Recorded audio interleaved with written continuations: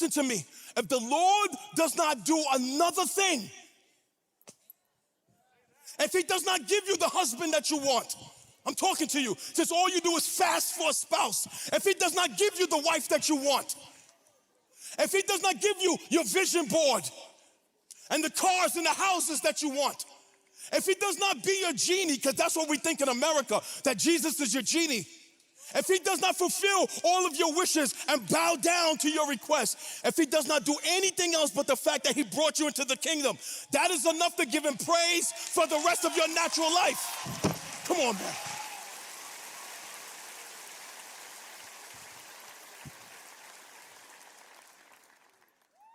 So he called you, and because he called you, he has a right to all of you. He has a right to your mind and a right to your heart and a right to your decisions. He has a right to your mouth and a right to your loins and a right to your body. Don't want to hear that. That's why you are a living sacrifice. His blood is all over you. So he has a right to you. He has a right to your decisions, a right to what degree you're going to finish with. He has a right to every single part of you. He called you. And he says in verse 2, these are the names of the 12 apostles. First, Simon, who is called Peter, and Andrew, his brother, James, the son of Zebedee, John, his brother, Philip, I like that name, and Bartholomew, who is that guy? Thomas, always got an issue with belief. Matthew, who was despised as a tax collector. James, the son of Alphaeus. Thaddeus, who was that guy? Simon the Zealot, he's a wild boy. Judas, who betrayed him. Look at the people Jesus chose. No all-stars. No people with their capes. He didn't choose no superstars. Look at who the people he chose to follow him. A group of fishermen, a despised tax collector, a radicalized zealot, a few unnamed dudes, we don't even know who they are, never heard of them in the New Testament. He called a bunch of people like you and me, watch this word, ordinary. God, Lord, help us today. He called a bunch of people like you and me ordinary. That you don't glorify men on stages or women on stages to think that the kingdom belongs to Philip Anthony Mitchell. No, the kingdom belongs to you. He called men and women with issues, men and women with problems, men and women with insecurities. This is for all of you who be beating yourself up all the time, feeling like you're not usable, and you're always reminding God of your insecurities. He knows about that. You're always reminding God of your past. He knows about that. You're always reminding God about your failures. He knows about that. You're always reminding him of your shortcomings. Can I tell you something? God knew what he was getting when he called you.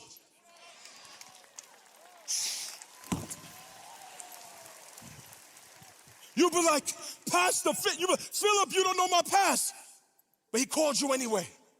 You don't know the mistakes that I made. But he called you anyway. You don't know where I failed him in the 9th grade. But he called you anyway. You don't know where I gave up my virginity. But he called you anyway. You don't know when I was doing drugs in my mother's house. But he called you anyway. You don't know about my insecurities.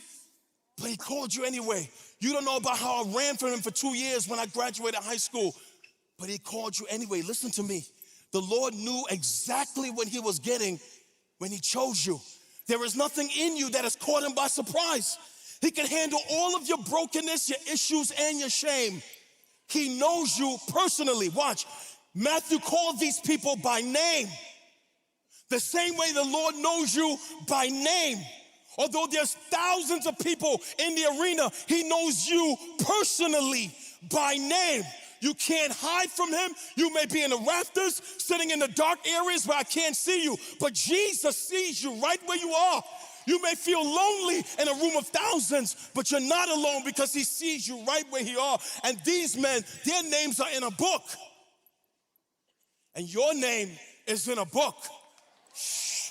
Woo! Your name is in a book. I'm talking to you. Your name is in the book of life. Your name has been inscribed in glory. He knows your name. And if you're saved, he has engraved that name in the book of life. He does not need superstars to do great things. He just needs surrendered men and women to do great things. While you worship people that preach to you up here, let me tell you, there's a person sitting in this room right now. 5 years from now, you'll be standing right here. The Lord does not need a superstar. He just needs a surrendered heart. You have no idea what Jesus would do with a yes. Not a maybe, not when it's convenient. With a person that says completely yes, you have no idea what Jesus would do with a complete yes.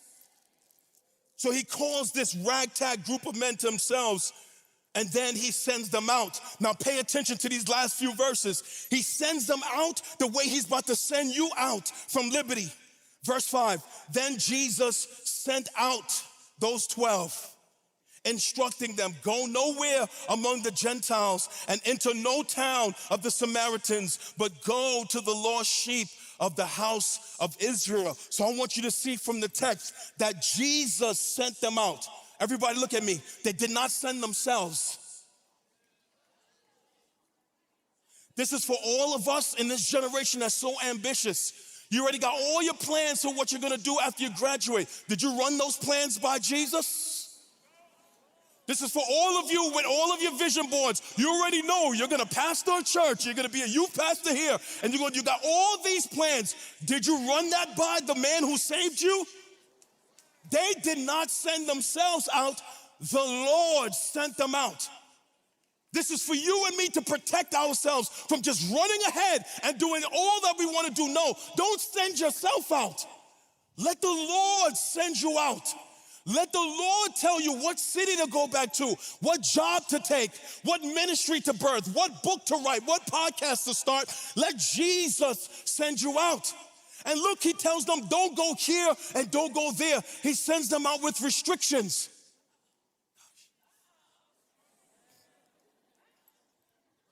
Y'all gonna have to give me some more time on that clock.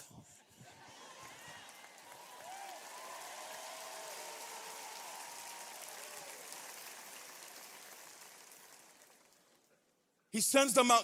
Don't tell me to take my time, because I'm a guest and I will take my time, so don't tell me to do that.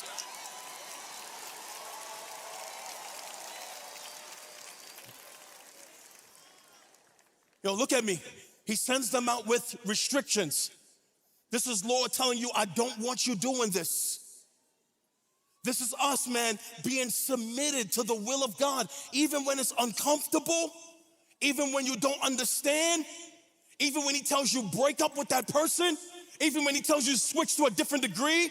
Listen, this is the Lord telling you what to do and what not to do. His restrictions are his protections. His nose is his love. Every no of Jesus is an act of his love. When he says break up, that's love. When he says don't go there, that's love. When he says come out of that friend group, that's love. Every no is love. Every restriction is love. It's him protecting you from getting hurt. It's him protecting you from hurting yourself.